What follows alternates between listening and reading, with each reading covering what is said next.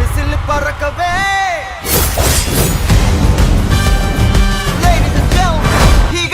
எந்த பக்கம் திரும்பினாலும் எந்த வீட்டுக்குள்ள நுழைஞ்சாலும் அங்க திமுகவும் உதயசூரியன் தான் இருக்கணும்.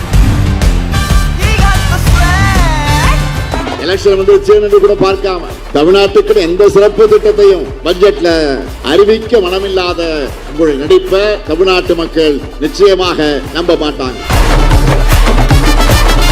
தமிழர் விரோதிகளும் தமிழின துரோகிகளும் வைத்திருக்கக்கூடிய கூட்டணிய மக்கள் முன் அம்பலப்படுத்தி அவங்களுக்கு தோல்வியை நாம பரிசாக தந்தாக வேண்டும். தன்னுடைய ஏவல் அமைப்புகளை வச்சு நம்ம மிரட்ட பார்க்கிறாங்க.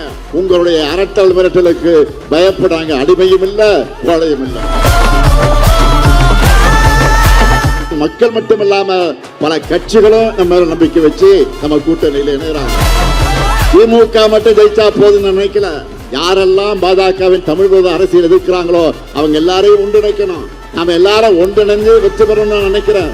திராவிடம், காந்தியம், மார்க்சியம், அம்பேத்கரியம், சிறுபான்மையினர் நலன், பிற்படுத்தப்பட்ட மக்கள் நலன் எல்லா குறைவு கொண்ட மதச்சார்பற்ற ஜனநாயக சக்தியா இந்தியாவுக்கு எடுத்துக்காட்டா நம்முடைய கூட்டணி இருக்கு.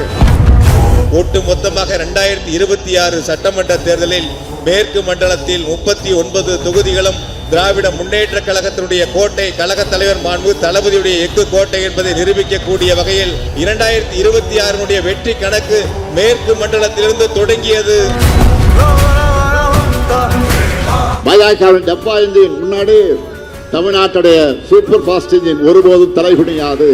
அதனால்தான் இந்த தேர்தல் வெற்றி பெற வேண்டியது தமிழ்நாடு அணியா டெல்லி அணியான்னு சொல்லி நான் பரப்புரை செய்கிறேன். இதுல ஜெயிக்க போறது நம்ம முதலச்சார்பற்ற முற்போக்கு கூட்டணி தமிழ்நாடு அணிதான். களத்தில் உழைப்போம், மீண்டும் வெல்வோம், மீண்டும் மீண்டும் வெல்வோம், வெல்வோம், வெல்வோம் ஒன்றாக.